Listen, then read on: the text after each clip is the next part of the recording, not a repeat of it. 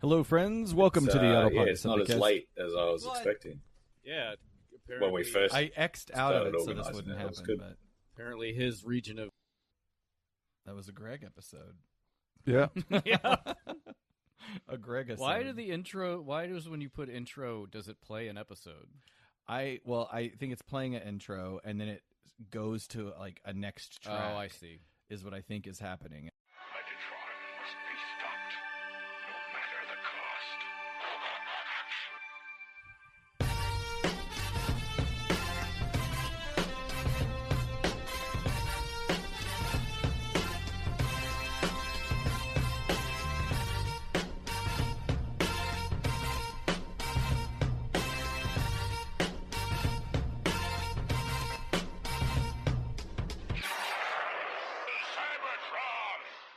Hello, friends. Welcome to the Autopod Decepticast, your bi-weekly podcast delivering an episode-by-episode breakdown of the Beast Wars series. This is our episode 225. Don't contradict me, Ryan. I know You're right. this time I'm correct. And we are covering an episode, Season 8, I believe, of Beast Wars called Season 8? Double Jeopardy. Episode 8 of Season Depends on what 1. you mean by episode, but yeah. Sure, of course. It depends on what the definition of is. It's I think around episode 11, the production order and air order start to dovetail, but like depending on if you like, we're all out of order. I'm anyway, going by so. the to be designation. Yeah, that's air order. I think I watched the wrong episode. that's right. Thanks for coming out with that. This is your host, Aaron. Who was it that watched the wrong episode? Me. And your name is? Caleb. Who watched the correct episode? I'm Ryan. All right. And we are the Autopod Decepticast. Welcome, friends, listeners, new and old alike, young. This would be an interesting time Old. to jump into the show. Like if they just showed up on this episode. I mean I guess I've done that with podcasts. A little but- taste. Yeah. A little taste. And then you're like, you know what? I'm going to go back. I'm going to Little- get caught up. That's what a lot of our folks have done. True dat, true dat. I don't have much to talk about in Did- the lead up to this. I had two things. Oh, Just- just give me one. Pick your favorite. Okay. No, I want to hear them both. Oh, fine. Have you guys watched Carol at the End of the World? Yes, I have actually told you guys to watch this on Yeah, multiple West occasions. and I watched the whole thing last week. How was it? Fucking great. Yeah, It's so good. it's really good. It is wild. It's a wild ride. Yep. I like the nudity. Yep, I'm sure you would. It was very surprising. Like when it just showed up. And I'm like, oh, this is what we're doing. Okay, cool. It's a good show. I haven't seen it yet. It's Is very it good. Netflix? Yeah, Netflix. Limited series. I think there are like 10 episodes, something like Something that. like that, yeah. Yeah, it's the conceit is that there is a planetoid that is going to impact Earth, and everybody has 7 months to live, and so they're just living their best life. And Carol is not handling it well, and like And I it think sounds it was, like there's a lot of fucking and sucking. yeah. Yeah. I don't think it's a spoiler. Other things, too. to say that. Other things too. But I think I can't remember if it was Mike Seibert who said that he thought he was just going to watch a lighthearted comedy, and it's like, oh, there's a lot of real stuff in here. And yeah.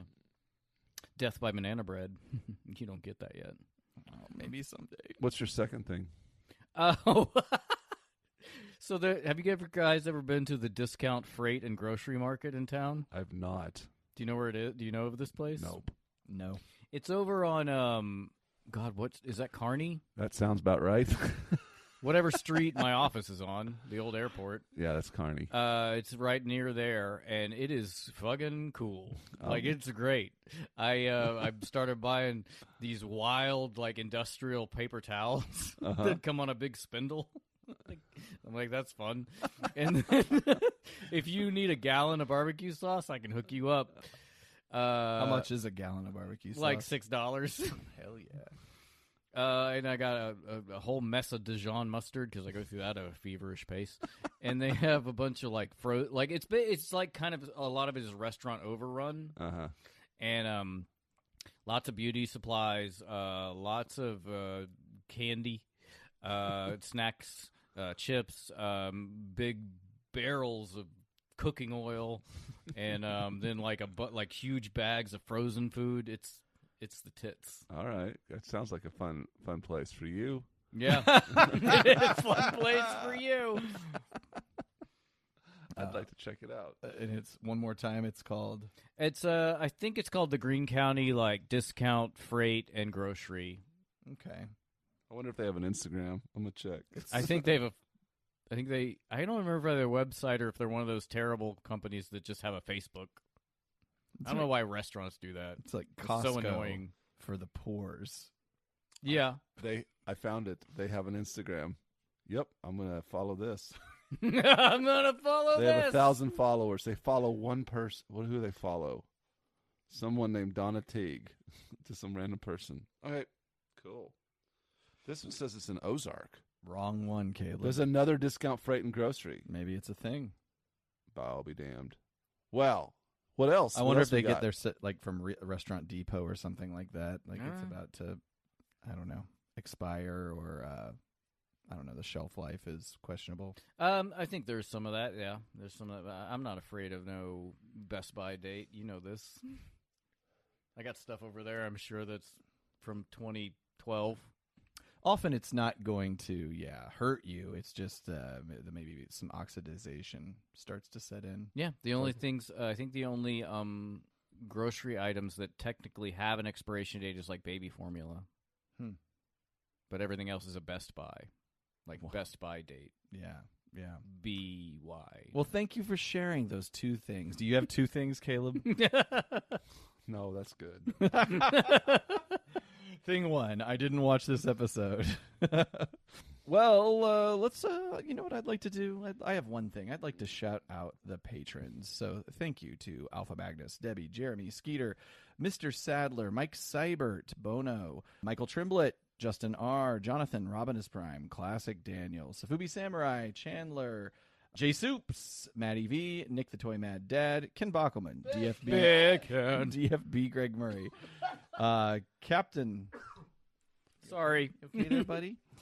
Captain Alexis, Corey, James and Julia, Michael Ordway, Tim Dubs, Jason, he is from Correctastic Plastic, Thomas, Justin B, Triclops, Alex, Simon, New Daniel, Seven the Chronicler, Argonus Prime, the Unknown Patron, Brian Jones, Autobot 1000, Zarmat, the Anonymous Patron, and still one more person waiting in the wings. We'll get him next time.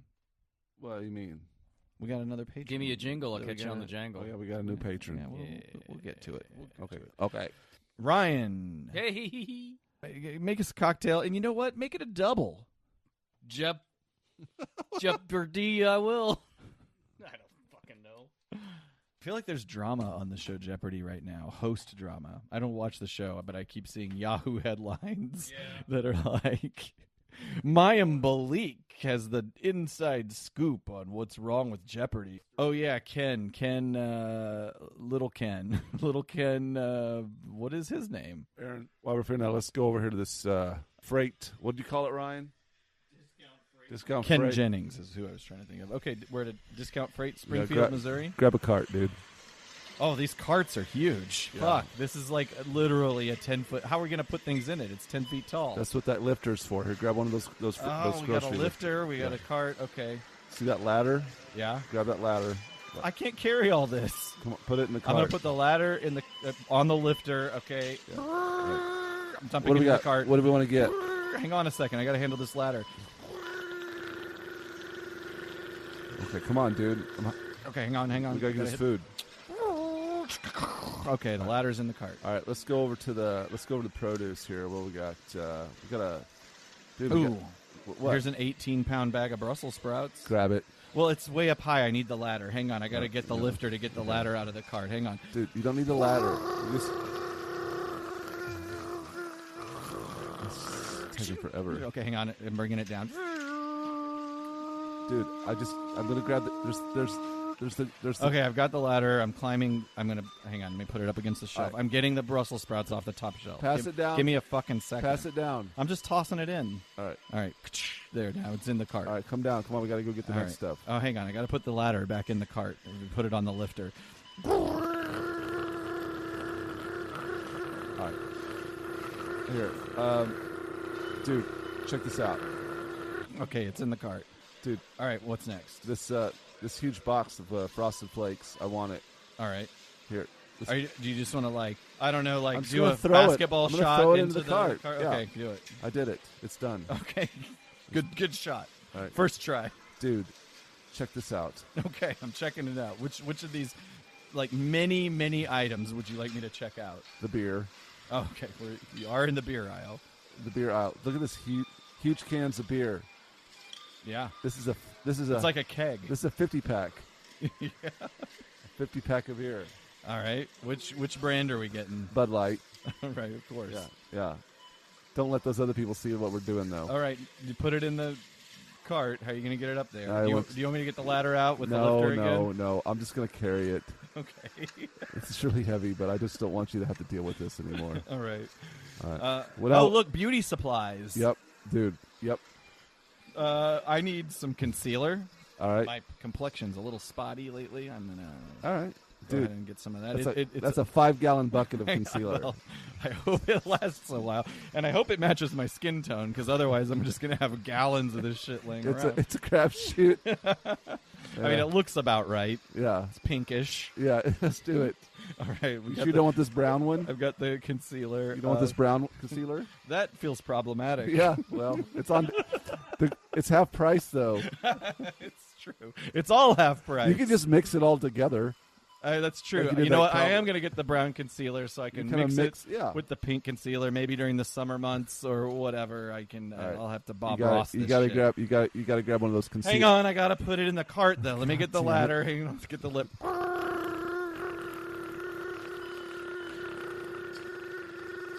Okay, I've hooked the ladder with the lip. I'm bringing it down. all right, let's I just- gotta bring it down. I think we should just leave. Just leave the cart. Hang on, I'm putting the Just ladder. leave it all. I'm Let's putting get the out of ladder here. up against the cart so I can put the fucking No, concealer. I want in to it. get out of here. Hang on, I'm climbing the ladder. This was a mistake. I'm putting the concealer in the cart. Now I got to put the ladder back in the cart. Hang on a second. Oh no! I see something I want. Oh, okay, all right. I see a ladder. You get that ladder. Why did they put the ladders on the top shelf? All right, we're going to use the ladder to get the ladder. Luckily, I've got it right. Okay. It's like a This isn't a ladder, it's a footstool. Oh, I don't want it. Okay.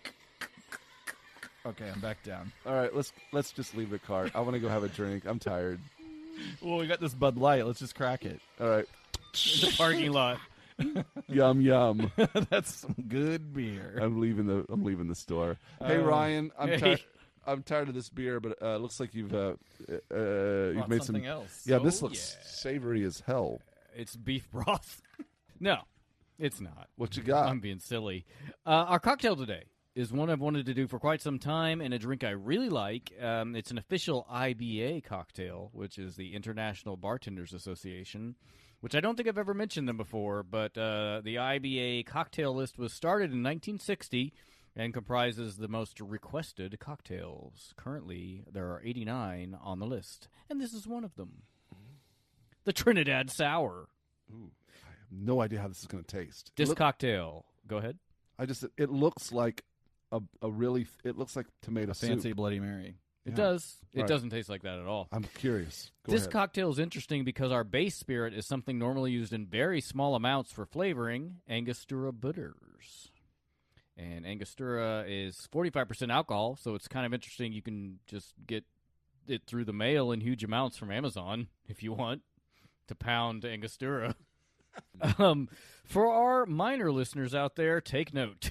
So, for this drink, you Will only... they let you buy mean bitters? you mean like underage? Oh, yeah. You mean like underage? Yeah. Oh, I thought like. Or like if you work in a mine and just have Well, a no, lot I of just- money. Put down the When you canary, said grab it- some When bitters, you have said a it, day. I thought of like our lesser listeners. For, Like, a third explanation. It's actually probably more expensive if you wanted to drink bitters than it is to get just regular ass booze. But if that's all you can buy because of your age, find yourself a bearded Alpha Magnus that's 14 if you're underage to get you some booze. For this drink, you will need 1.5 ounces or 45 mils of Angostura bitters, ½ ounce or 15 mils of rye whiskey, 3/4 ounce, 22 mils of lemon juice, and 1 ounce or 30 mils of orgeat.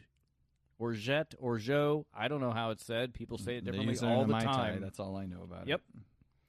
Shake all ingredients with ice. Double strain into a chilled coupe or Nick and Nora glass, which I need to get some Nick and Nora glasses. I love those. Garnish with a lemon twist. This cocktail is pretty close to like a formula cocktail, like The Last Word, where it's almost equal parts strong, herbaceous, sour, and sweet. And you'd think it'd be unbalanced because Ango is very loud, but let's try and see what you guys think. I have no idea what this is going to fucking be like. It's savory. It looks savory, but some of the ingredients you mentioned, like the almond schnapps, that's basically what orgeat is, right? It's a syrup. That is probably one of the most it's unique. Well, the look versus the flavor. Yeah, sure. Is like completely throwing me off. It does not look like it tastes. Just bizarre. But it is good. It is good. Yeah, since it's basically the bitters is the main flavor. I mean, you get a lot of the spices from the Angostura. Yeah.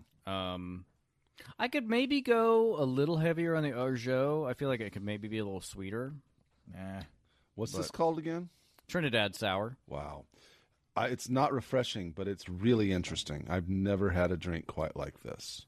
I do like the spice complexity, the seasonings. It's good. I'm feeling it. Like I'm expecting it to be savory, and it's not. It's so weird. Your brain is stuck in Bloody Mary. Yeah, it is. We'll have a savory component. Buy us a drink in a couple episodes. Cool. So our next 2 episodes are G.I. Joe episodes. Cool. I'm excited. But about not for those. It'll be after. They better be patriotic drinks. So yeah, I like this. And hey, if you like a drink, or like to hear us drink a drink, and you'd like to buy us a drink and have us feature it on an episode, you can by just sending us $5 to @APODcast on PayPal.com. PayPal.com. I don't know why. I don't think I've ever said that.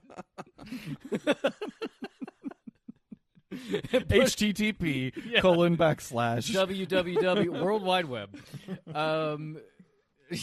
And just put in the notes what you'd like me to drink and make, and I will make it on a future episode because I can't make it on a past one. I would like to just add on to that joke one more time. Just open up your Netscape browser, go into the search bar. I have to put my AOL Prodigy disk into the... You ready for this? Thirsty, money, buy us a drink. Buy us a drink. I love it. I think it's going to grow on you. I actually found myself like kind of humming it while I was upstairs. I'm bopping to it. All right, cool. Last episode recap. Aliens. Stonehenge. Mystery. Leadership. Those are things that happened, but we're going to go forward with this episode, Double Jeopardy, written by, I didn't note this, the same person that did the last one. Was it directed by the same person? I don't know. I for some reason, I don't ever pay attention to the directors. It's just the writers that I look at. Caleb paid attention to one director one time.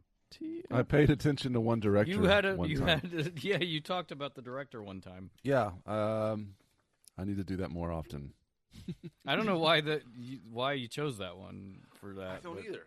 Yeah, I didn't even watch this episode, so Jesse Winfield is the writer. Yeah, same writer as Chain of Command, and directed by Mark Shyman. I think the other director, his name pulled me in, and I started researching it. It was kind of interesting. I think that's all right. But I need to just do that consistently for the directors. If you want to do that, I'm all for it. Yes. I never focus on the directors. I don't know why. I'm more interested in the writers. But anyway, I should do that.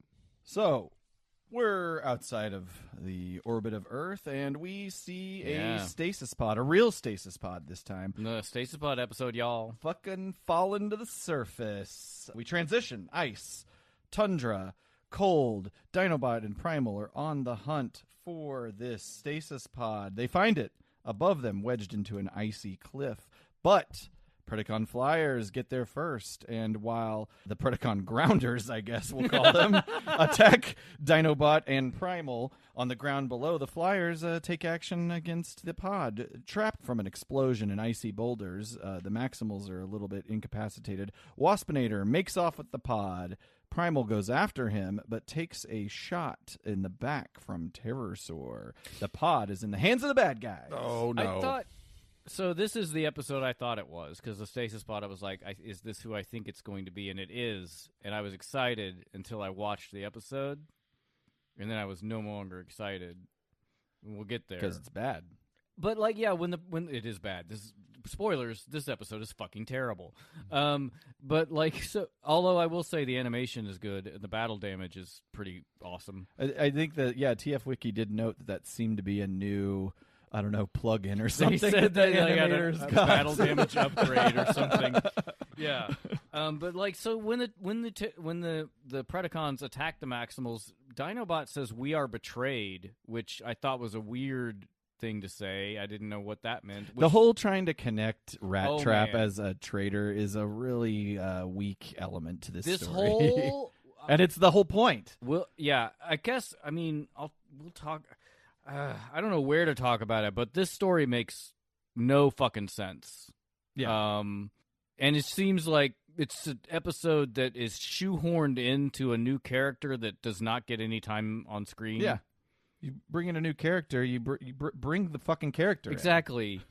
Anyway. yeah. So, like... A battle-damaged But Primal I did here. like when Dinobot said, "Our strategic disadvantage is considerable," which I kind of was like, that's the brevity version of Perceptor's line from the movie. Yeah. One thing I'll mention, because I think it's a setup maybe for something that happens later, is that Terrorsaur is the one who wants the glory of getting the pod, and he talks about it, and then he turns to go get the pod, but Waspinator's already made off with it. I think that's going to come back around maybe to some degree later. I don't know if it was an intentional, unintentional, or mistake, but we'll get to that in a little bit. We go back to the Axelon. It's time for an all-hands meeting, guys. All hands. Oh, God. Primal is pissed that they keep getting ambushed, and I didn't pick up on what Dinobot said earlier in regard to that we've been betrayed. I don't know why they would assume that. Every time we've seen a stasis pod or a stasis pod-like thing, both of these teams seem to have sensors that can see when largish objects are coming from But space for some towards reason, Earth. now we but think now there's it's a traitor. treachery, right, is involved. But Dinobot blames Rat Trap, accusing him of slipping info to the Predacons. Rat Trap is pretty pissed off about that implication, but Primal feels the need to investigate this claim. He wants a word with Rat Trap in private. Which means 5 feet away. Right. They didn't even get a conference room. They were all checked out already. You know how it is when there's more meetings than there are conference rooms, Ryan. I know. Maybe we It's chaos. could have used, like, just Just use the proximity. cafe. Just use the cafe, the coffee bar. You know where you take or just stay home and do it all remotely. Yeah. No. Everybody's back to the office. Pandemic is over, Caleb. Back to It's normal. Over. We go to the dark side. Tarantulas has ID'd a life form to apply to this pod's protoform, and he's simply orgasmic over his choice. We are introduced to Black Arachnia, Surprise, graceful, he chooses gold, a spider gothic, form. and Spider-Bot beast person. Yeah, thing. I was super excited to see Black Arachnia. I don't remember. I do kind of remember this episode. I don't remember it being so shitty, because Black Arachnia is my favorite character in Beast Wars, and like. So I guess I can just go ahead and address this. Like, this should have been a focus episode, like Why on not? Black Arachnia. To be fair, they didn't really have a focus episode on Tigatron, but we at least had a conversation with but it him. was about the new being, and it was the first time. So yeah, the adventure was. Sure. They had to explain the concept Right. of getting to the pod so that you could reprogram it. yeah. And this is just not a highlight.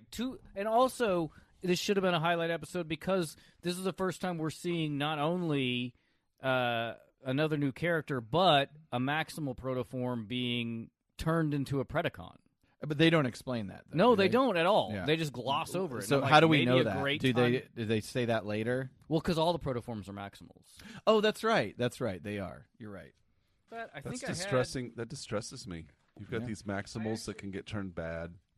So remember when we asked what's up with the protoforms? I did some research on that. If Awesome. you guys would like to hear Yeah, what I definitely. found. with these protoforms? What are these guys? Why are they all liquid metal? So I did some research on the Beast Wars cartoon universe for protoforms, because protoforms after Beast Wars, they are in the comics and a bunch of other lore as well. And not just for beast bots. Right. Yeah. It appears as though they can either be blank slates awaiting a spark, or a Cybertronian that returned to their protoform state for, like, say, intergalactic journey. They probably mean interstellar, because intergalactic journey seems ridiculous. But or like reformatting for exploration, which is what it looks like was the point of the stasis pods and protoforms in the Axelon, because it was an exploration. So, like, when you land on the planet, your protoform changes to something that can be suitable for that planet. Right. So, to my way, But of it's interesting that it wipes their mind also to some degree. Yeah, it's nebulous. The explanation in the show is not solid. Like, even like after the show ends, it's never really laid out in stone. To my way of thinking, it's kind of like the immortal jellyfish with like lentils. still on the lintels. We're back. He's got to go with what he knows, and he doesn't know this. I don't. I'm trying really hard. Well, Go with the ahead. memory thing, to my way of thinking, it's kind of like the immortal jellyfish. Let's see, what's his name? Turritopsis Dornii. Turritopsis Dorn. You're really Dornii. fucking up this pretentious reference that you're about to no, make. he's not pretentious. Like, what do you mean by this immortal jellyfish? Immortal jellyfish. It's a jellyfish, and it can go through their normal life form, but in certain conditions, due to stresses, environmental or otherwise, it can return to a form or earlier form, like a polyp. Like, it can go back in its life cycle. Wild. Yeah, it's really crazy. Like, it can go back to a juvenile state. Kind of like how we do with this podcast. Exactly.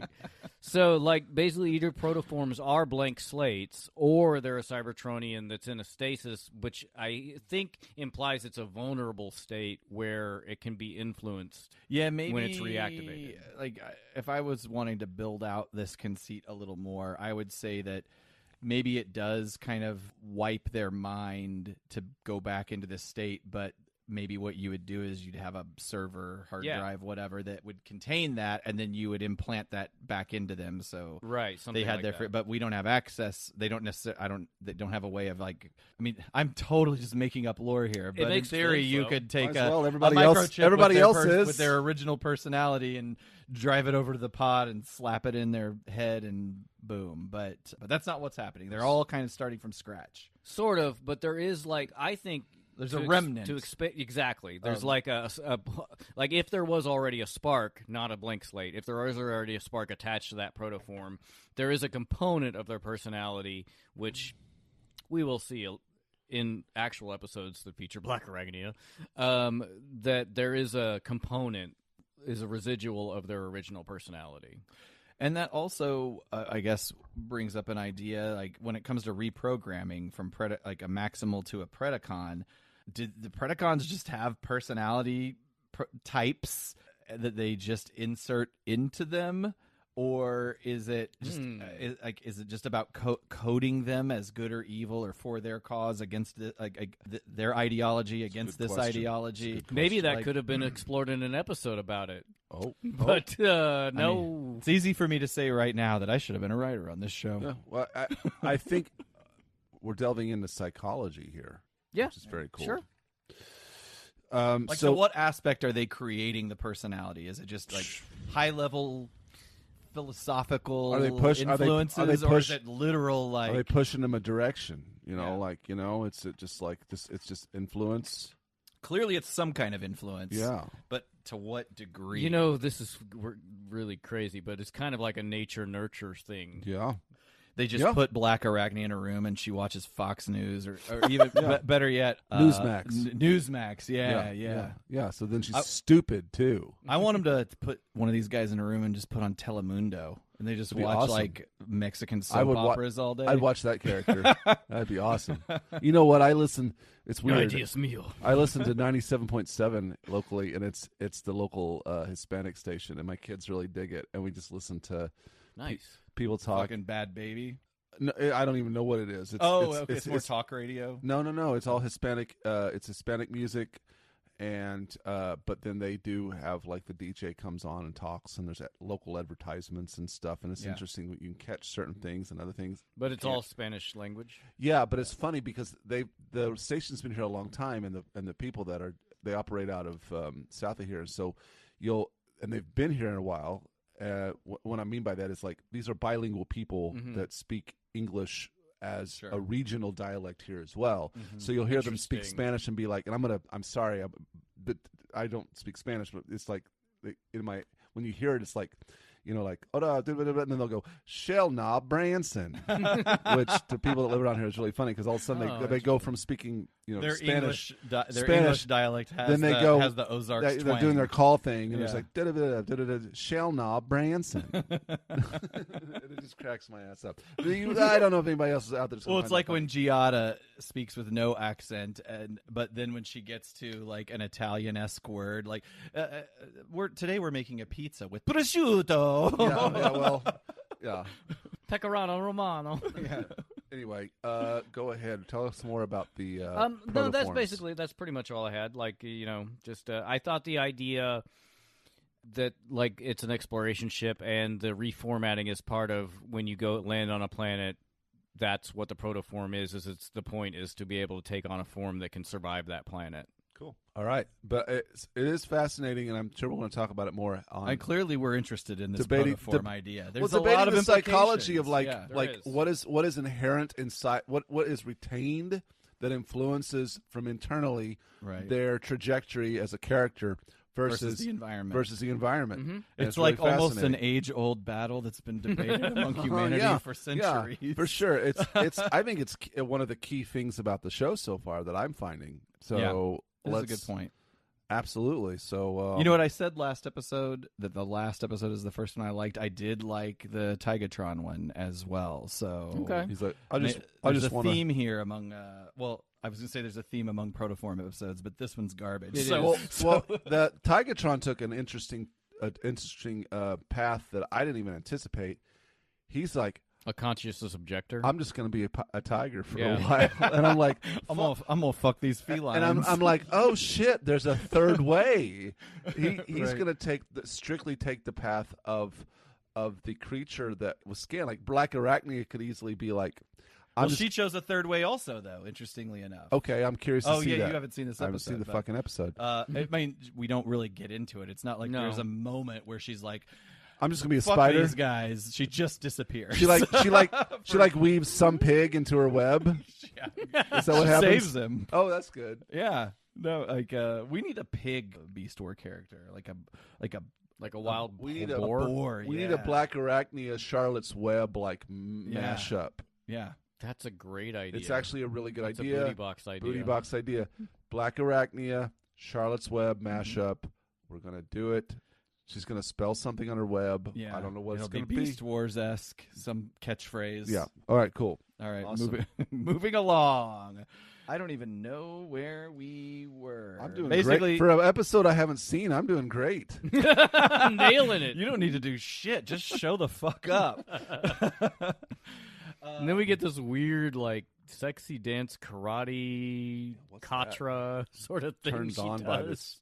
Well, I feel like the concept of Black Widows, I mean, that's like a metaphor unto itself, right? Like, yeah, I mean, we literally use it to sort of like describe a femme fatale character, which is what they're doing with her here. Although, again, you wouldn't know that yet because she's barely spoken and will barely speak, but she's got big tits. She does.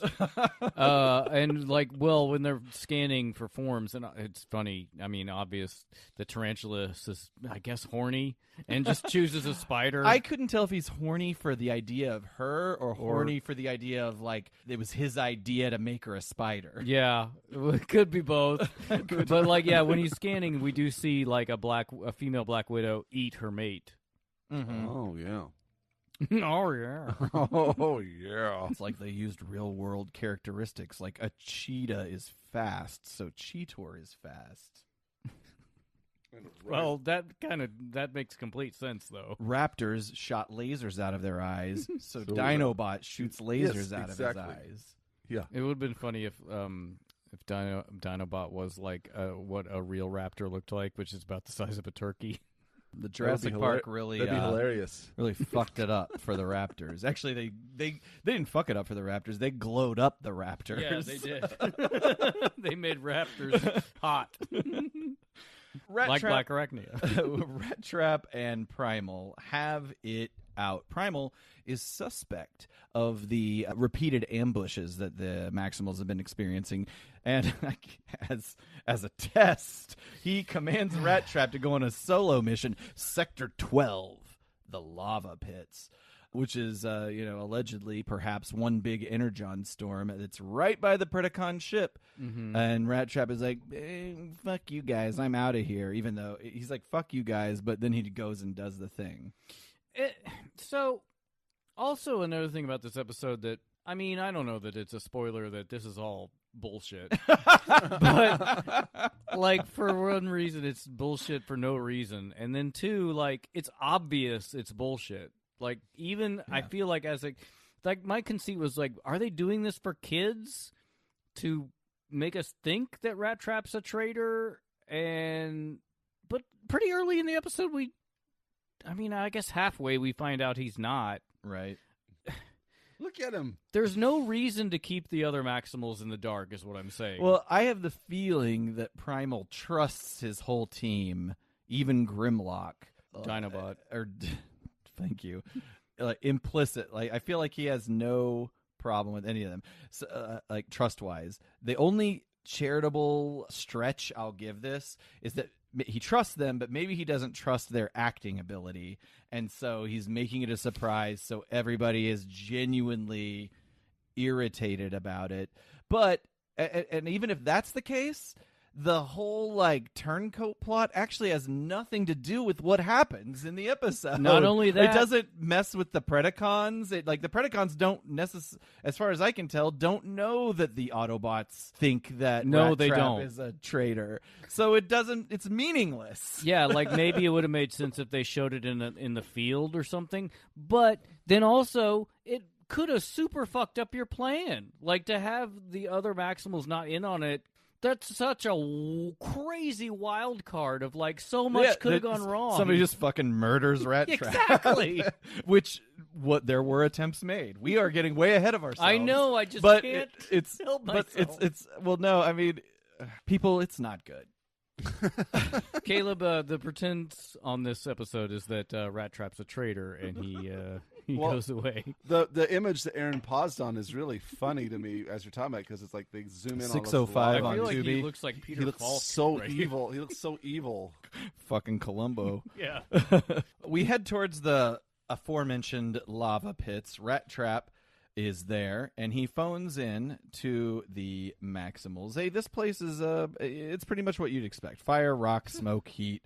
He's looking around for energon. And one other thing, did they explain his mission? You're going on a solo trip to the lava pits, but why?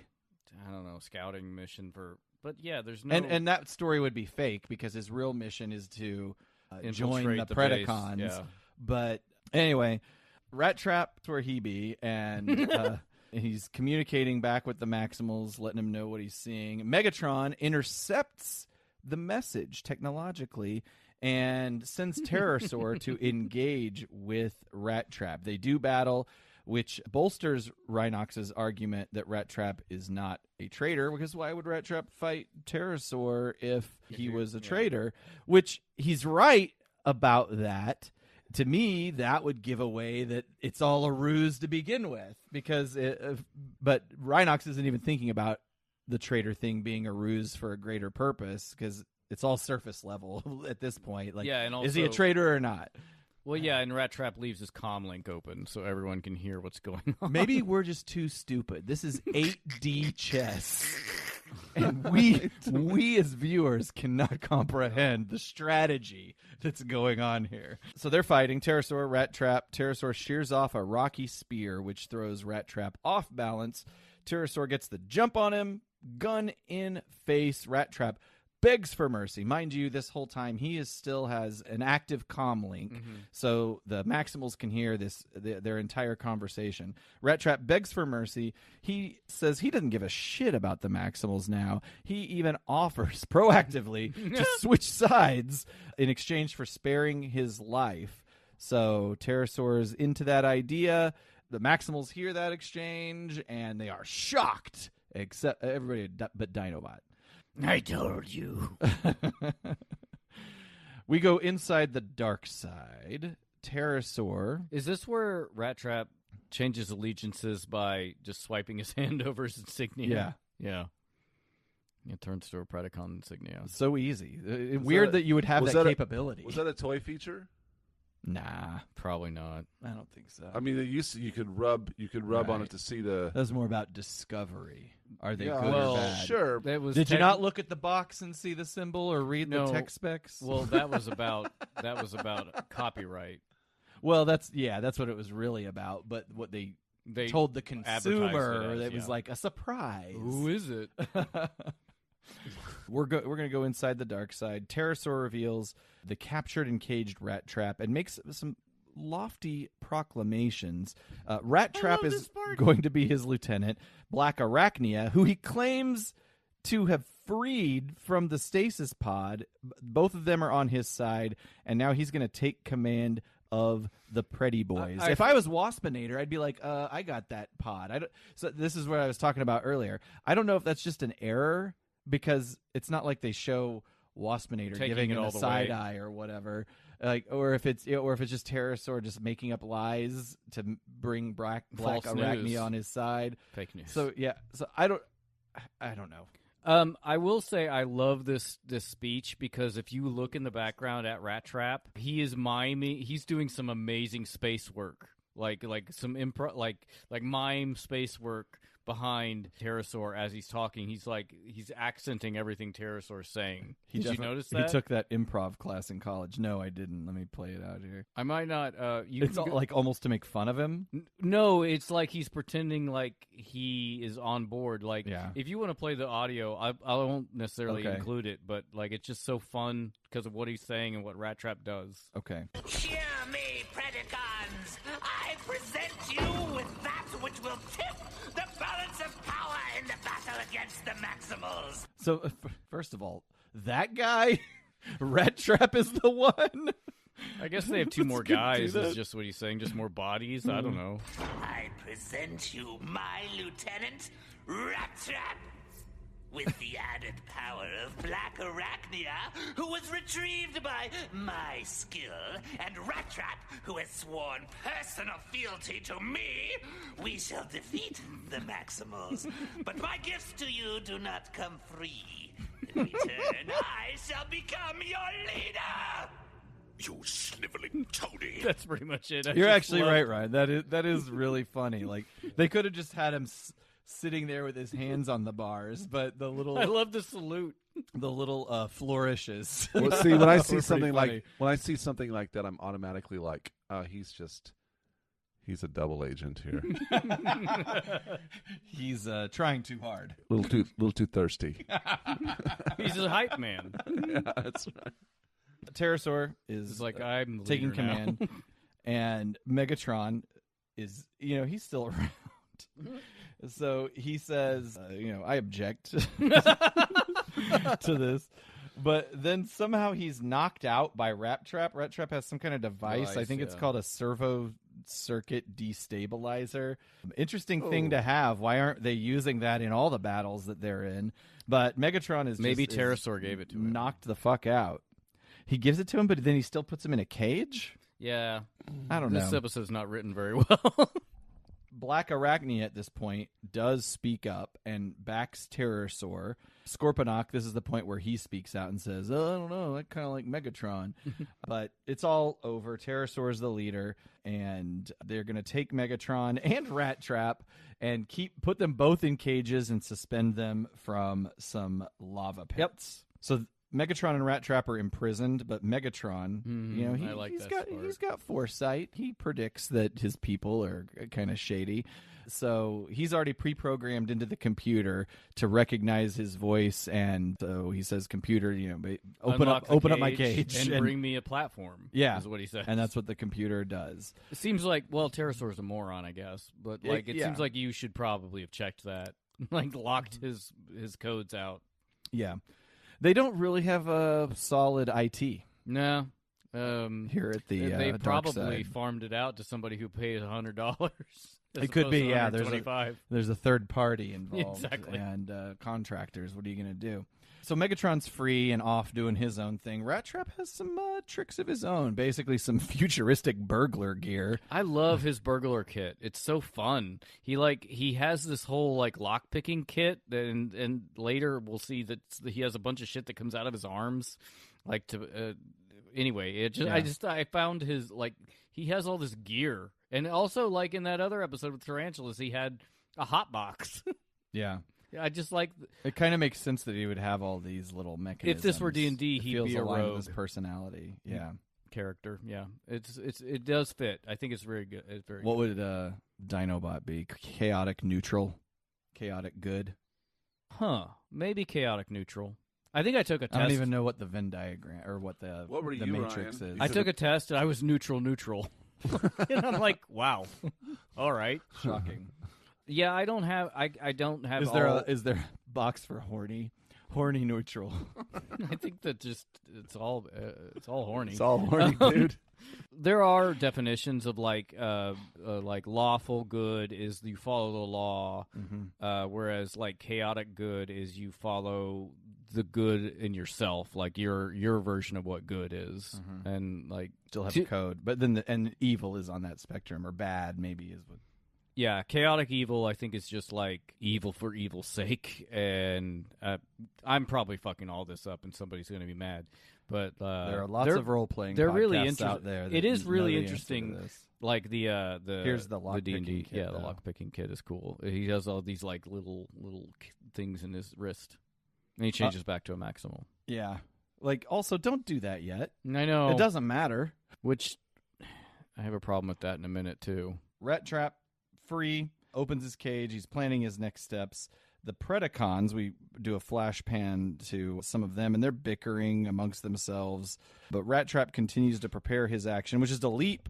Mind you, he's suspended over a giant pond of lava, and he does a great jump, grabs onto the steel bars of what I assume is a HVAC system. We're in the vents, y'all.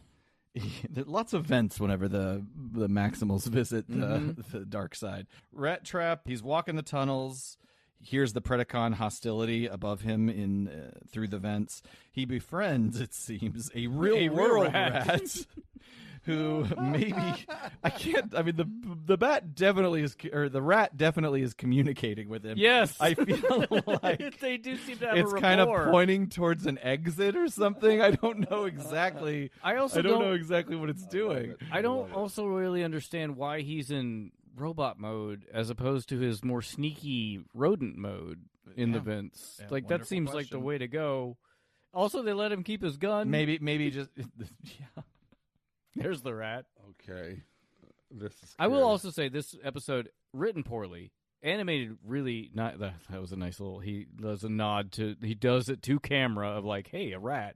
No, he was waving up. He does some rat gang signs too. No, he was waving up to whoever was standing above him. No, because they don't know he's there. No, go back. Well, because he's mocking them. He's just no. He's saying it about the rat. All right, let's play it again. Let's play it. I think he's just kind of being smarmy and waving to the people that don't know he's there. Maybe. No, you might be right. I want to see.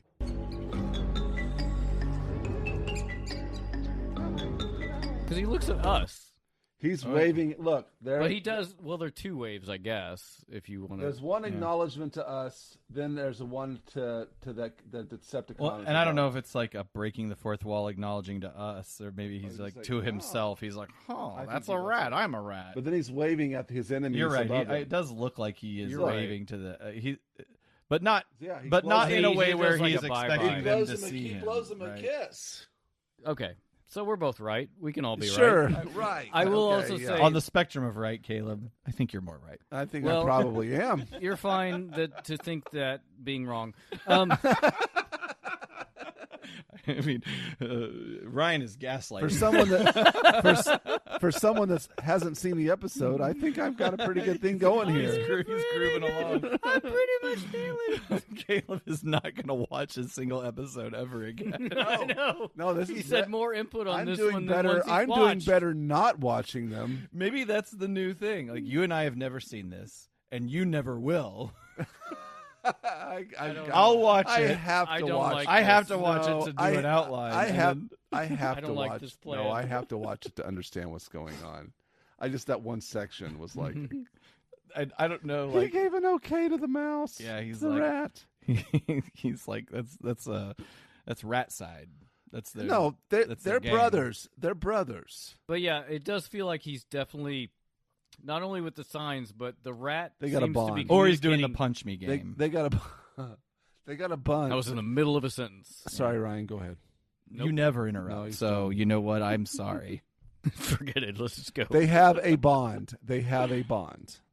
But the rat like looks at him. I Yeah, feel like this is he what I'm even. saying. I don't know if it was here earlier or later. He does like a head nod, like this way. He does. Also, that tower that we paused on here, well, you went past it, looked like the aliens from the Phantom Menace in the beginning.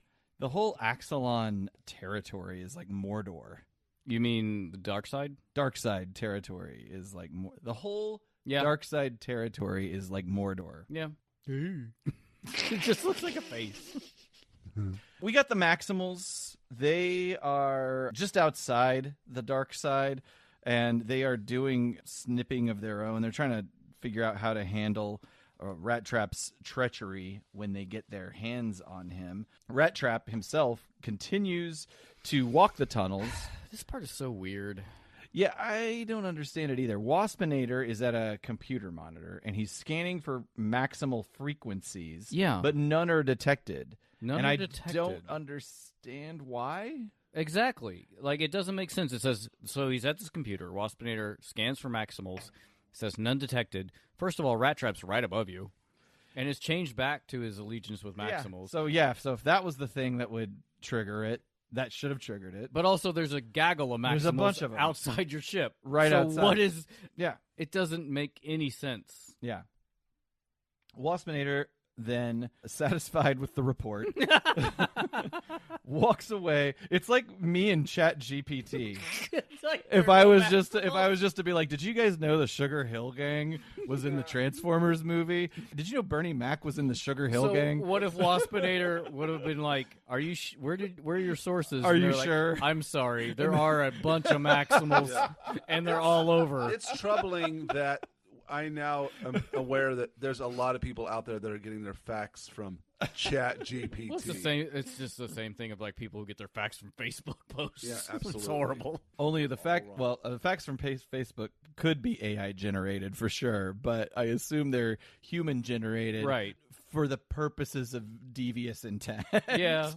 Or just morons who are like, don't look that believe up the anything. random thing Yeah. they said. But I mean, Joe Biden, he's looking good. That adrenochrome, doing right by him. Is he on the horse vermiculin or what? Ivermectin. Vermectin? If you suck in the juice from a baby, does that? Man, sign me up. That man's going to be dead within a decade. Well, for sure, within a decade. I don't know. You keep drinking that baby juice.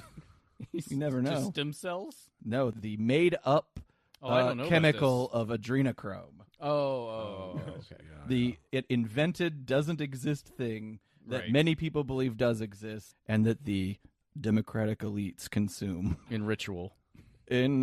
For sure. Why wouldn't you do that with friends?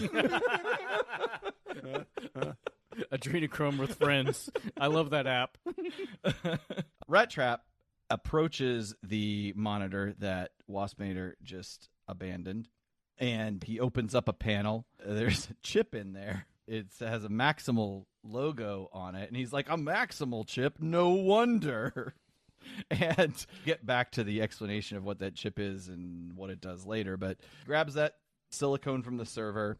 Then Rat Trap's furry rodent pal, we transition to, I guess it's the tunnels, and Tarantulas is in there, and he sees the real world rat, and he's about to capture it and consume it, but then Rat Trap trips an alarm, which triggers a web, like an electro web capture device, kind of similar to what we saw a few episodes ago with Cheetor. And so he's entangled in that, but he pulls out a little laser knife and cuts himself out of it and moves on in his mission. Again, with his cool little tools coming out of his wrist. Man. Yeah, he's got the goods. But because he triggers that, Tarantulas lets the real rat, and heads towards the web trap. He discovers the broken web and discovers Rat Trap's treachery. He spies Rat Trap trying to get back into the cage. I guess to try and act like nothing ever happened. He's like, "Hey, you're a liar," and Rat Trap pants constantly on fire. And Rat Trap just blows the fuck out of Tarantulas and shuts himself back up in the cage. That's everything that happened. Wow, look at him. He's all messed up. Yeah, it was either a good shot or got the beam on pretty brutal. The highest level. I don't know. And then there's like some weird communication on Primal. Yeah. Rat Trap, once he gets back in the cage, he like pushes a button that sends a tone signal, which Primal hears, and the other Maximals hear, like, and they're all like, "What is that?" Yeah, they're like, "What the fuck?" And he's like, "We attack!" Yeah, but no time to talk through it because it's time to fight. We see Megatron.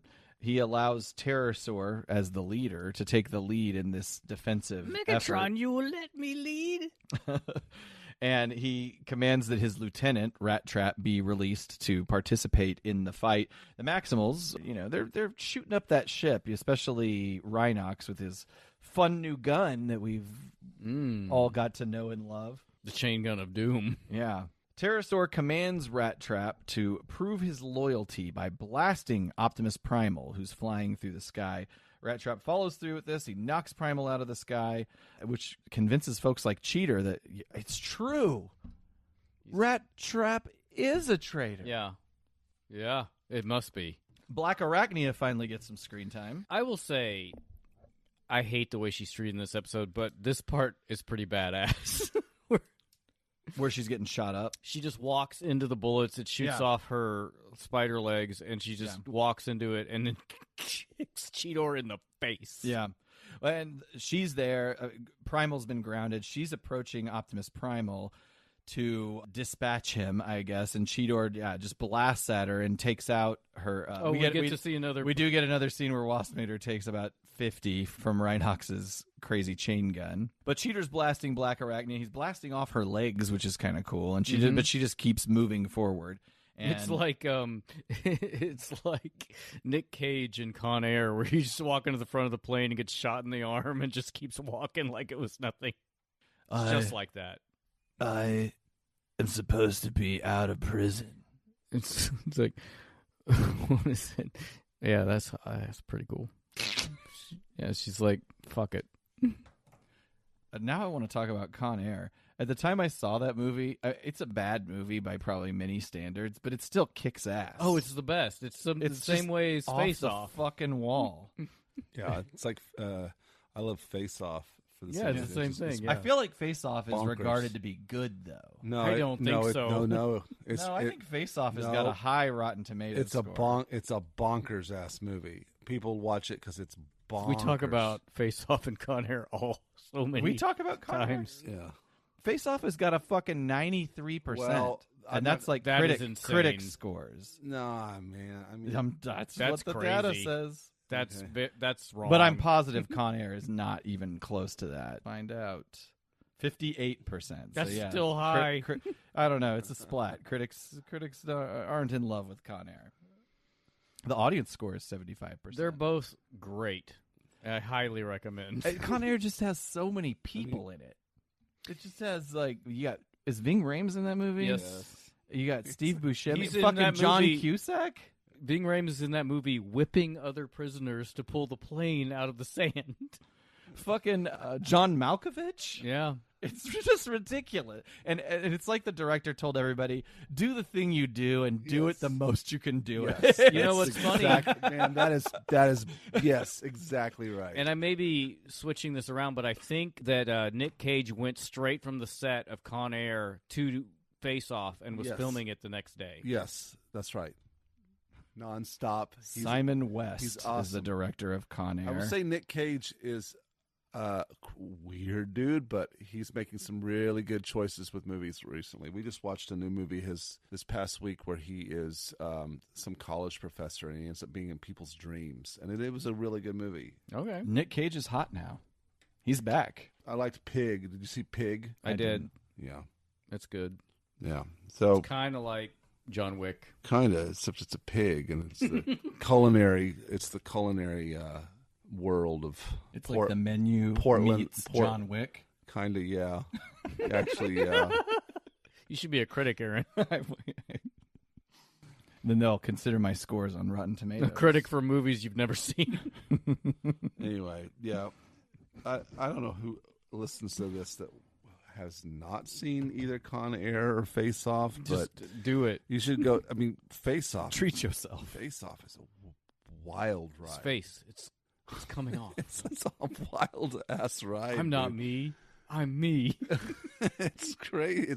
It's the craziest. I mean, movie. the movie opens with infanticide. Yes, it's a crazy movie. All right, where are we? We just talk about this is Con where Air Black and- Arachnia kicks Cheetor in the face. Gotcha. Yeah, basically she knocks him out. She does a nice little karate move, and Cool, she's man. like, "I could kill you now, but we'll revisit this some other time." Dinobot grabs Rat Trap and is about to just rip his face off. Hey, but Megatron grabs Dinobot and restrains him and commands Rat Trap to kill him. Instead, Rat Trap literally blows Pterosaur's head off. Yeah. No hyperbole there. Dinobot then commences to fuck up Megatron. Primal commands the Maximals, gather Rat Trap. We got to get out of here. Return to base. Yeah, I don't know if we mentioned it before, but the point was to get Rat Trap back for like judgment or whatever. So they, no matter what, they're trying to retrieve Rat Trap. They're still keeping up the idea that Rat Trap is potentially a turncoat. Megatron does, from the beating he takes from Dinobot, he has to spit out a broken tooth. I hate it. I fucking hate it. The cartooniness that they do. It's like his teeth just exist for like a Looney Tunes Exactly. style It's so of annoying. weird physical comedy. Megatron reasserts his control over the Predacons. He degrades Pterosaur in the process, and he's pissed off. Pterosaur lost the battle. Black Arachnia is missing. We don't even see Black Arachnia. Like, include a scene. Include 10 seconds where Black Arachnia stands there, contemplates, and walks away. They don't do that. No, we don't see it. We She's see just her. gone. She kicks Cheater's ass and says, "I'll see you later," and then she's out of here. Yep. And she does. You don't see her walk away. Like, she's just literally, from a screen time perspective, she's out of here. We go back to the Axelon. Dinobot he's about to murder Rat Trap with his spinny sword device. Primal intervenes. "No, allow me to congratulate him." Oh, twist. It was all an undercover operation hidden from the other Maximals to allow Rat Trap to infiltrate and grab the Maximal decoder ship. And then there's a fun little gag where Primal's like, "You didn't have to be so convincing," because, Rat Trap shot him out of the sky, and Rat Trap does like a Lucky shot. point at him and goofy smile thing. And that's it. So, I know that we've said that this plot is ridiculous and like, why'd you do all this? So convoluted. But also, like, why did you do it this way in the show? Because, like, It's possible to pull this idea off. well, that too, but to, like, just be granular, you could have shot Pterosaur before you shot Optimus. You didn't have to shoot Optimus. You could have shot Pterosaur's head off then, and none of the next stuff would have had to happen. Yeah. You gotta be convincing to the last minute. So yeah, And also, he already, to your point, Ryan, he already had the chip. Yep. He had the thing they came for, which I forgot to mention. Yep. They explained that perhaps that chip was gathered off of some debris from the Axelon or something, and that chip is the reason that the Predacons have been able to patch in to the Maximals audio transmissions, and that's how they've been able to get the jump on them in several various situations. But once you got the chip, you're done. Like, do what you got to do to get out off Predacon ship, but once you're outside with your homies, yeah, you don't need to keep that up. Whew, boy. So my takeaway is like we said time and time again. I think a takeaway should have been just like a Black Arachnia highlight episode, like Tarantulas reprogramming a maximal protoform would have been great. It feels like this was a script that had 3 ideas that were jammed together. I got a way to bring some of it together. I just thought of this. Rat Trap is pretending to be a turncoat. Black Arachnia is a turncoat by way of programming. There could have been a dynamic there where they could have interacted, and their turncoat status could have stretched the story out in some interesting way. Yeah. Okay. Yeah. Yeah. Could have played. That would have been more interesting. Anything would have been more Yeah. interesting. This feels like definitely an episode that was made by committee and was scripts jammed together. But I don't know that. I couldn't find any information on that. But So we'll that's just what skip it feels script like. deviations. No, I got some stuff. Oh, Okay. oh my. Let's see it. Let's see it. Well, first, let me talk about Black Arachnia. Yeah. Introduced in this episode, flawlessly introduced, in my opinion. Voiced by Canadian actress by the name of Venus Terzo. Ooh. She's done a number of animated series. She voiced Jean Grey in maybe it was late 90s, early 2000s, X-Men Evolutions. She was Princess Lana in Captain N and the Game Master. She's done there is a series, an anime series. Oh, Ranma half? Ranma 1/2? I don't know, man. She was the voice of a main character of a long-running anime series. Has she been at cons? I'm sure. Squire. She has. I mean, Cool. Black Arachnia, Cool. popular character. All right. Patch Dazzle Squire in the 1992 My Little Pony series, Breezy in Adventures of Sonic the Hedgehog. Those are just a few things that she had numerous appearances. Live action, she's done lots of smaller parts in live action, but she did there's a Canadian kind of detective crime drama series, and I guess there were 2 of them related. One was called Da Vinci's Inquest, and then you had Da Vinci's City, and she plays Detective Angela Cosmo on that series. And I don't have a picture of her in front of me, but let me just tell you, her voice and her real-life physical appearance are a pretty good match. Yep. Which is a less shallow way of saying she's pretty good-looking. She's very attractive. Cool. Pretty good-looking lady. Was that it on Venus? Let me see here. No, yep, that's it. She's hot. That's all that matters. No. No. I think this is really her only Transformers thing. She voiced Black Arachnia. Throughout Beast Wars and Beast Machines. I don't know what the Hot Rod is. Legend Convoy and White Propionza. But that's another thing apparently she's kind of involved in. So there you go. Venus. She was at BotCon 97, 2000, 2010, and 2016. It doesn't look like she's been to TFCon. I feel like she has, though, but maybe I'm completely wrong. In the real world. Okay. Take us there, Ryan. All right. The Real World Double Jeopardy aired October 7th, 1996 in the American Top 40. This episode, we're doing a song with a curious course on the Billboard Hot 100, Missing by English music duo Everything But the Girl. This is Tracy Thorn and Ben Wyatt. 1990. This song was in 1994. Do you know this song I'm talking about? I mean, without Like the deserts miss the rain. Oh, yeah. That's like a club. And I miss you. Club hit type thing. Yeah. You know that version. But Well, this comes off their 8th studio album. Initially, there was little traction for the low-tempo song until it was remixed into a dancey pop kind of thing by Todd Terry and re-released in 1995 to smashing worldwide success. Larry Flick from Billboard wrote, quote, "This forlorn love song is bolstered by a springy retro-pop arrangement that is brilliantly tweaked into a credible dance confection. Tracy Thorn's performance is a study in affecting but restrained emotion, and the chorus instantly sticks in the brain." End quote.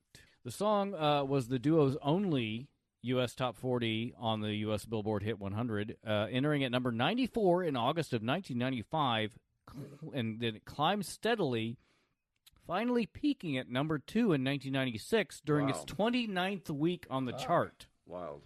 Missing clocked in at 55 weeks on the Hot 100, the first single to spend an uninterrupted year on the chart. And it is widely high ranked on the list of top dance hits from the 90s. Huh. And they didn't have another song? They not on the Hot 100, no. Yeah. Missing by Everything But the Girl. Yeah, I recall that was a period of time. Well, no, it would have been a little late because what was this, September-ish? October. Well, although, I mean, it's October, but Macarena's going, so I picked something from earlier. I see. Oh, so that's earlier than Macarena? It peaked at number 2, so it was never number 1. But it, yeah. At what time period did it kind of become It came out in 94. The remix was okay, 95. Got it.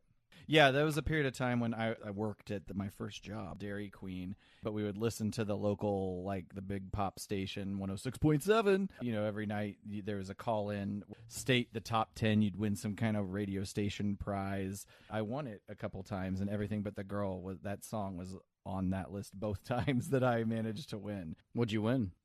I feel like it was like movie tickets or something. Wasn't like earth-shattering.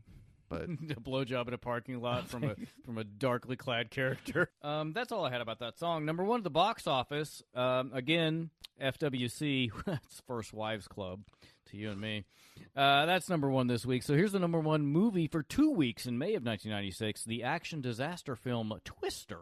Oh, that was only 2 weeks. 2 weeks. It was number 1. Christ, Joe, is that what you think? I have that quote later. That's the only quote I know from the movie. Directed by Jan de Bont, I think he's Dutch, of Speed fame. It was a screenplay by Michael Crichton and Anne-Marie Martin, and it's an ensemble cast starring Bill Paxton, Helen Hunt, Jamie Gertz as the most understanding character in the world. I don't know if you remember her. She's the girlfriend of Bill Paxton. Yeah. And she's crazy understanding. What? We're going on another tornado chase? Oh, I can't handle this. Oh, you got a early Philip Seymour Hoffman. Sorry. Yep. Yep, that's right. P.S. H. in sort of an early-esque Jack Black role type character. Yeah, really kind of miscast. Yeah. I feel I have a lot of increasingly unpleasant things to say about this movie that I don't really care for. Was Carrie Hughes in that? Yes, playing the villain. Yeah. Yep, Philip Seymour Hoffman. He went corporate in Carrie the tornado he did. chasing industry. He did. It's so stupid. He sold out, man. This is about the art of tornado chasing. Paxton and Gertz travel to Oklahoma to get Paxton's estranged wife and former research partner Helen Hunt to sign divorce papers. What follows is a pretty clear boss-level escalation of F tornadoes as Hunt and her team try to deploy Dorothy, or tornado weather analyzing device of Paxton's design, with the latter becoming caught up in the excitement and danger. Also, Carrie Elwes plays their well-funded competition who stole their design and has a truly terrible American accent. Yeah. I think he's trying to do a southern accent. Yeah, he's British. Yeah. I didn't know that. It's a Princess Bride, dude. Well, lots of Americans That's have... true. No. Tyrion Lannister is American. Yeah, you're right. Check and mate. Yes. Honestly, I don't think it's a very good movie or even very enjoyable. I find it kind of formulaic, predictable, kind of boring, and I think that's a problem for a disaster film. Yeah. It relies heavily on special effects over actual plot and interesting characters, and aside from Jamie Gertz, who's the only character in the film I cared about and liked, never for 1 second do you believe the characters you're following are in any danger or that it's going to subvert your assumptions. I I actually enjoyed the movie when it first came out because I really enjoyed the special effects. But yeah, it's growing up where we grow up, tornadoes are like this is culturally coming. omnipresent. We're in threat. Tornado Alley. Yeah, Well, it's coming from somebody who likes tornadoes. So I'm like, this should be for me. But I just watched it. and I'm like, this is dumb. if I watched it, I'm sure it doesn't hold up. I'm sure. So Helen Hunt was DeBont's first choice to play Joe, and Hunt was initially uninterested, saying, "I just This don't sucks. I just don't." Well, no, she said, "I just don't know what I could really contribute acting wise," and I agree with her assessment because that character's kind of awful and boring, and like I don't really care for Helen Hunt in the first place. So Yeah. It's just certain actors. I don't know. It's probably controversial, but I feel the same way about Harrison Ford. I don't like him I feel like, you know how whenever people say, I can't imagine that character being played by anyone else. For both Helen Hunt and Harrison Ford, I'm like, I can. Pretty much anyone else. I have enjoyed Harrison Ford in a lot of roles. I did like him. Like if you go way back, his character in American Graffiti is a lot of fun. I imagine most people would say they couldn't imagine anybody else's Indiana Han Jones. Solo or Indiana Jones, Yeah. but maybe that's just because it's been drilled into our I head. do think that because I could see the original choice for Indiana Jones, which was Tom Selleck. Fair enough. I just find Harrison Ford, both him and Helen Hunt, to be really uninteresting and uncharismatic. I don't when they're on screen. I'm like, I don't feel Interesting. I can't completely agree with that. But at least with the Harrison Ford piece. With the Harrison I Ford kind of part. get it with Helen. Yeah, I agree. Okay. I can see that. I understand that I'm maybe I just have a problem with Harrison Ford where I'm like, he just bores me. But I'm like, maybe that's why I don't like Indiana Jones. And I'm not crazy about Star Wars. I think of Channing Tatum. Like, seems like a likable enough fella in real life, but I've never seen something he's in where I'm like, fuck, Channing got this, bitch. I mean, Magic Mike, it was pretty much written for him. Anne Hathaway. I'm not a big Oh, Anne I like- Hathaway. I fan. like- I love her. I like I'm Anne just Hathaway. not- something about her just irritates the shit out of me. Oh, well, everybody's got their thing. I like Anne Hathaway a lot. I do too. I used to feel that way about Brad Pitt, but I'd say I've changed over time. Oh, he's great. I mean, he's that's kind of the objectively- same. In That's every objectively movie. wong. What? What did I mean, no, what did like, you just say? there's- What did you just say? 12 stretch- monkeys? I know. I knew you were gonna say fucking 12 Monkeys. 12 Monkeys is What a about fanta- Fight Club? He's great in 12 Monkeys. He's great in Fight Club. I just said I used to feel that way about Brad Pitt. River It runs was through like it. Legends of the Fall, or like. What about True Romance? What about Troy? Oh, he's a stoner. Good job. You played a guy who smokes weed all day. Wow. I'm really I would impressed. argue that Brad Pitt is an excellent actor. yeah, I would argue you're not wrong nowadays. he's I gonna just- he's gonna argue that you're not wrong. He's gonna argue that so that means that you're saying he is wrong. And maybe it was just a bias I had at the time, like this pretty Sure. boy that every girl wants to fuck. And Well, so it's maybe easy- I just had this like internal anger against him. But I also would watch movies. I'd just be like, okay, I this know- is well, a I mean, sentimental pretty boy. considering he's from our hometown, you were probably watching it and being like, "That should be me, man." I mean, I'm always thinking about that. That's more successful and handsome than me. But whatever. Fucking condescend to me, man. Anyway, Hey, he had to develop as an actor, and he got pretty good. pretty good. We both met him. Anyway, I can totally see why people like this movie, but it's just not for me. I feel like I was kind of harsh on it, but I don't know what you have to do to make me dislike a movie with Philip Seymour Hoffman and Bill Paxton. That's true. So, There's a sequel coming out. good. Twist. It's called. Why? It's called You're- Twisters. You're doing it. I think he's fucking. No, Alright. there is really a sequel Oh, coming out wow. to Twister called Twisters. That is fucking dumb as shit. There's I no hope joke. that the ghost of Bill Paxton is there. I hope they like And Philip Seymour Hoffman. CGI resurrect both of in those the bitches. tornado. It's like the Wicked Witch Wicked of the Witch, West. that's what I was going to say. I love it. I'm Starscream. I just thought I'd drop in on you guys. That'd be... Drop a house on anyone lately? Am I right? Have you seen these things? It was black and white, and now it's color. I turned black and white when I died. Now, all that being said, there is a scene where a tornado is tearing through a drive-in movie theater showing The Shining, and the screen's being torn apart while Jack is chopping through the door with an axe. That was fucking cool as shit. So it's a good job, Warner Brothers, leveraging your much more popular and better movie.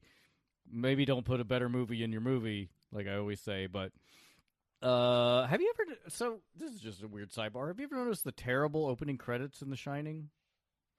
Have you guys seen The Shining? I've seen it many times. I can't picture the opening credits. I feel like really- Saul Bass did the opening credits to The Shining. Let me They're see. awful. They're 'Cause blue. he did a lot of Kubrick. Well, They're like blue letters, and it's a crawl. It looks like it was done in Movie Maker. It's a crawl up the screen. There's no drop shadow on them. It looks like it's a student film. well, I love The Shining, but I haven't really paid attention to the credits, I guess. I didn't either until I watched it like 2 years ago before we were going to watch. Somebody says it's one of the best opening titles in cinema. According to Reddit. joke. This guy on Reddit. I might like it. I don't know. I think I rewatched The Shining before we watched Doctor Sleep, and I noticed. I it hated for the Dr. first- Sleep. You're crazy. Dr. Sleep was a horrible movie. Maybe you're out of your mind because I read the book and I really love the book. But I think you're directly out of your mind. Yeah, well, maybe I am, but even if I am, it's still a terrible movie. I might have been wrong. I don't know that you guys even know who Saul Bass is. He's a famous graphic designer. He did a lot of movies. He definitely did not do the. I movie wanted to titles walk for The out. Shining. I wanted to But he walk did out of posters. Dr. Sleep. I wanted to walk out of that movie. What didn't you like about it? I didn't like the acting. I didn't like the plot. I didn't like the storyline. Maybe It you was just really don't like boring. Stephen King. Because The Shining is not really Stephen King's The Shining. Yeah, I probably don't like Stephen King then. Yeah, I think that's probably it. I'm reading the Dark Tower series right now. Ugh. That's the Stephen King series I don't like. Oh, we just don't like things together. If I may close the lid on my trash can, I don't believe Saul Bass designed the title credits for The Shining, but he did design the posters. I feel like for The no one Shining. designed the title credits for The Shining because they're just a crawl up the screen in blue text. Saul Bass did Psycho. I think he did West Side Story. But some of his more iconic Psycho, Casino. You're also talking about like the title and not the credits. The title sequence, I guess, is what I'm referring to. What you're talking about is like a title sequence, even if it's not very good. Oh, I see. Like some movies like Catch Me If You Can. Yeah. Catch Me If You Can was definitely not designed by Saul Bass, but whoever did it was aping a Saul Bass style. Yeah, okay, I see what you're saying. When they did it. It was not yes. like that. It's just the title sequence of The Shining is just shots of like helicopter shots over Yep. the landscape. They reused some of But then those there's shots. like an animatic sequence for Catch Me If You Can also. Like it's animated. Well, like silhouettes. that's Catch Me If You Can. I was saying. In the Oh, Shining. sorry. They reused some of those flyover shots for a sequence in Blade Runner at the end. The old Blade Runner or the 2049? The good Blade Runner. I haven't seen 2049. No, the old Blade Runner. Okay. The original Blade Runner. All right. I liked it. Okay. I liked the. It was the new one was fine. No, I didn't see the new one. I like the old one. Okay. Anyway, there you go. Wow, we did a lot What's right there. going on? What's happening? so, Where are we? The real world. Twister. Oh yeah, Twister. That's right. Twister obviously crushed at the box office, earning $495.7 million on a $90 million budget. So it's fine. I just don't find any joy in it. It's got to be a hard thing. Somebody's in a room and they're like, "We got all these computers now. Let's do a tornado movie." It just feels... But you can't just have a tornado movie where it's like a tornado. Oh no, another tornado. We got to have some human competitive stakes. How did it was a hit. I went and saw it. How did it do at the box office? Well, I just said that. I don't remember. It crushed. It crushed. Yeah. Yeah. It was So a big hit. But I'm saying from a movie like a storytelling perspective, you got to try and come up with a story that's not just about tornadoes that keep showing up. Oh, sure. But the whole idea of the competitive storm chasers that somehow have financial backers, like nobody's. I could be way out of my element here. Who is investing in I will. I guess storm they chasing needed, operation. I will they challenge- needed a villain to show how smart Bill Paxton Yeah. is. Yeah, And and because Carrie Elwes stole the design, but because he had the money, And it was all slick and manufactured Yeah, he looking, does- and not just a bunch of beer cans in a I mean, bucket. The idea is like Bill Paxton's like a storm whisperer or something in the movie, honestly. that dynamic has been shown up in a lot of movies. Like, look at Steve Zissou, where he's kind of the Oh, and then you got the Jeff Goldblum you got the character. Goldblum guy. Yeah, I mean the dynamic Look is at hurtful. Look at but- Rocky 4. It's a trope. I mean, they make it well. No, and the trope is fine. The trope as applied to storm chasing doesn't Sure. make sense to me. Yeah. But maybe it's not about the money; it's the glory. But they make it seem like it is about the money because that's what Carrie Elwes' thing is. And I'm just like, who's putting money into that? The only people that are chasing that down are probably like people with research grants from colleges. no, and there's a shit lot of like nut that. jobs out there. State chase. My son Harrison got into watching tornado chasing videos online, and there's all kinds of groups of people. Both that, Western. But I assume they're all just like hack job operations where people are welding together their storm. if it wasn't chasing for social equipment media, in their garage. if it wasn't for the attention they get on social media, yeah, they're a lot of them are hacky, for sure, definitely, Well, okay, I think we're talking about three different things, but like probably. because like storm chasing's one thing, storm chasing with a technology you're developing is a second thing, and then storm chasing with an idea of saving people's lives, which is what the conceit of the show or of the movie is. Well, that's Bill Paxton's thing. yeah, Carrie's in it for the money. but I'm just like, what money is my point? that's How are probably- you going to get rich on this? I don't know. He has corporate backers, Publishing. Yeah, but why are corporations Because- investing in this? How are they going to make money? patents But then what patents for what? So that for the device. so that all the storm chasers that are They're out not in the storm- Midwest not the are storm. going to buy the equipment. I would assume all governments. 18 of them. Monsanto. Governments. Monsanto's definitely involved.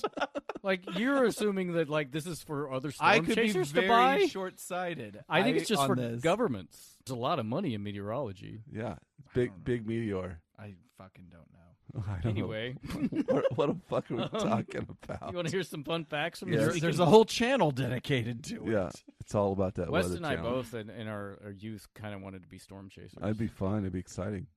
Yeah, I love tornadoes. I love storms. Everything sounds fun when you're an idiot kid. Oh, Maybe we'll do it in our retirement. That's a I'd good way like to that. die. We should chase do it storms, now. guys. Well, I meant my girlfriend and I, but I guess you guys can come No, along. Can we tag along? No, no, it's me and our Aaron- thing, and she No, can tag here's along. how. No, me and Aaron are going to be like the big Competitor. corporate Yeah. guys. Yeah, we're going to Woo! kiss your We're ass. gonna steal your fucking You're tag. so based. Fun facts from this week. Based and red pilled. It's going to get tight. Yeah. Fun facts from this week in history. October 6, 1996, Bob Dole, hey, and President Bill Clinton met for their first debate. On October 7th, Rupert Murdoch does his part. Who did people think won that debate? Do you have any details on that? What was the zeitgeist? I don't have those All right. figures. What else happened? I probably would have said them if I had them. I know who won the election, so I guess it doesn't matter. October 7th, Rupert Murdoch does his part to ruin TV journalism and launches Fox News with Roger Ailes as CEO. That late? I thought it. I feel like I remember. 1996. Okay.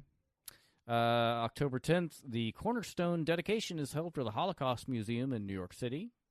And October 12th, Farm Aid 9 is held in Columbia, South Carolina. Performers include Willie Nelson, John Mellencamp, Neil Young, I was going to say, he had to be there. Hootie and the Blowfish, Oh, gotta be. the Beach Boys, Martina McBride, and Jewel, whom I think we'll be talking about in the real world at some point this year. Nice. That's it. That's the real world. A lot of Whew. Twister talk. Yeah, sorry, everybody. Hey, Storm Chasers, chime in. Where did we get everything wrong? Hot front. Cold front. Twister!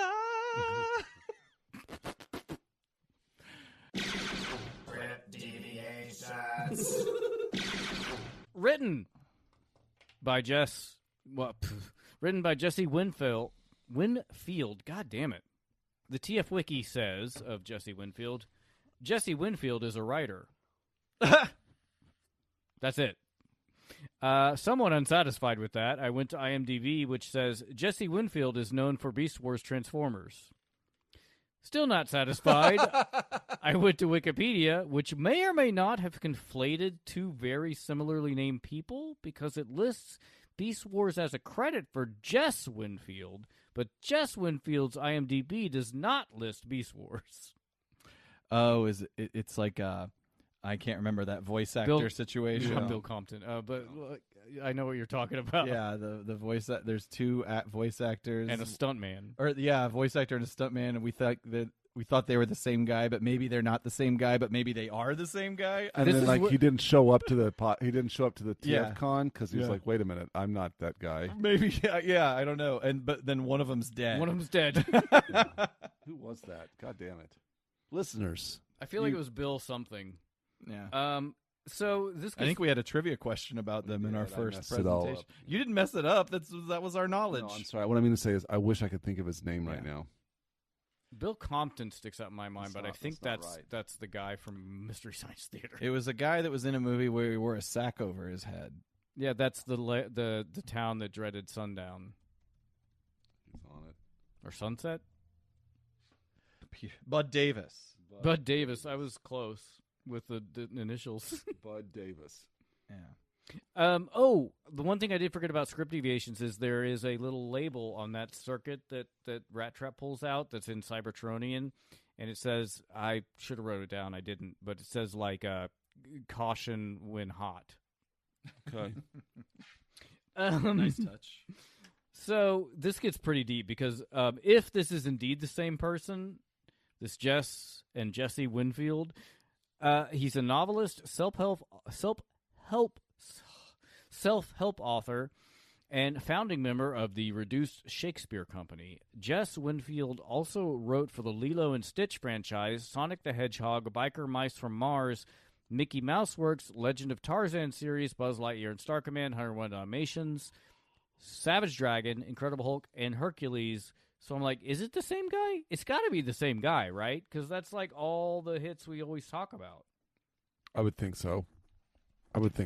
But then why isn't it on the TF Wiki I know. or the why are there two IMDb's? It's tough to nail these people down. I went to TV Tropes, and maybe they get their information from Wikipedia, but this seems to be the same guy because it has Theater Works, the complete works of William Shakespeare. It also lists Beast Wars, Savage Dragon, there Sonic and the Hedgehog. on Wikipedia, but it's not on his IMDb. Maybe, IMDb tracks Canadian people that we've. Well, IMDb was originally made for Hollywood to look up actors, and then it became public. Right. Because it's kind of an Actors Guild thing. All right, well, whatever. Whatever, man. I will also say the animation errors section on this one is quite long on Wikipedia, so check that out if you want. The only one I'll mention is that Black Arachnia's transformation method is a pretty huge cheat, in so much as she kind of just vomits out of her beast form head, and she's far and away the least toy-accurate character on the show. I didn't know if I guess you didn't have anything on that, but I think she's like not a retool, but of Tarantulas, but it's not an exact retool. It's like she is on the new toys for sure, or he is of her perhaps. Although it's like scaled up, it's like they had the same mold designs, but the proportions are bigger. It's like scaled a little bit, but I don't know about the original toy. Although we just asked Alpha Magnus that when he was on last episode, he didn't believe they were the same, but it's worth looking into. Maybe the next time she shows up. But he didn't have the original toys. I think he was referring to the original toys, but I'll follow up. All right. I promise. Mm-hmm. Do we really need to rate the scheme? I feel like we've been rating it the whole time we've been talking about it. Fucking 1. I'd give it 0 stars if I could. There we go. Wow. This episode was awful. This has been a big, fun, and convoluted mess. Yeah. So, okay, we can. I'm the ghost of the iconic moment. You know, to speak of. Just Black Arachnia the as reveal introduction, is even there. though it was ass Yeah.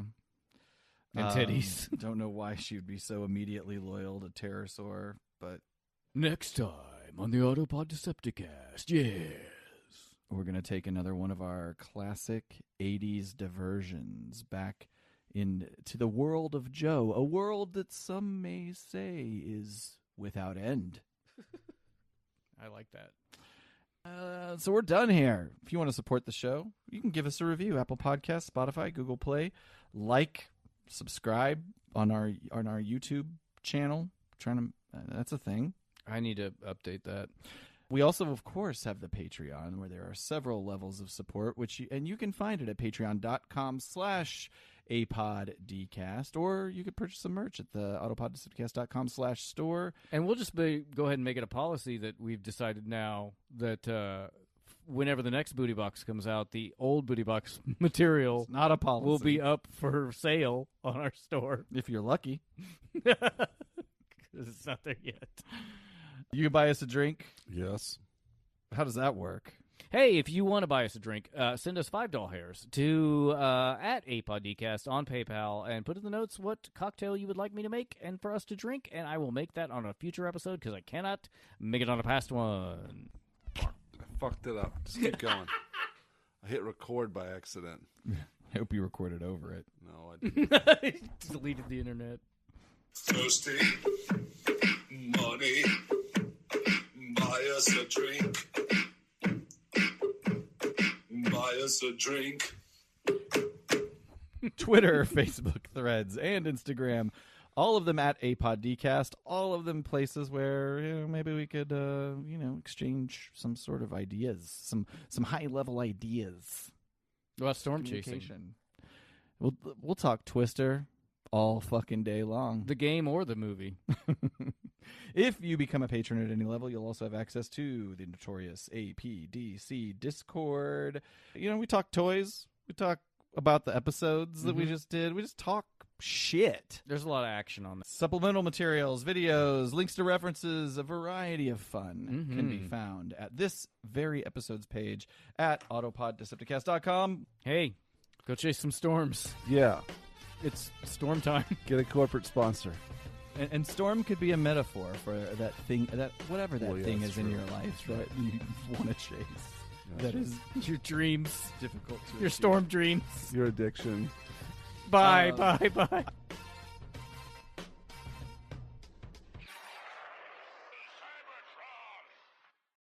Cells is the sponsor of Autopod Decepticast. Yes, yes, yes, yes, yes, yes, yes, yes.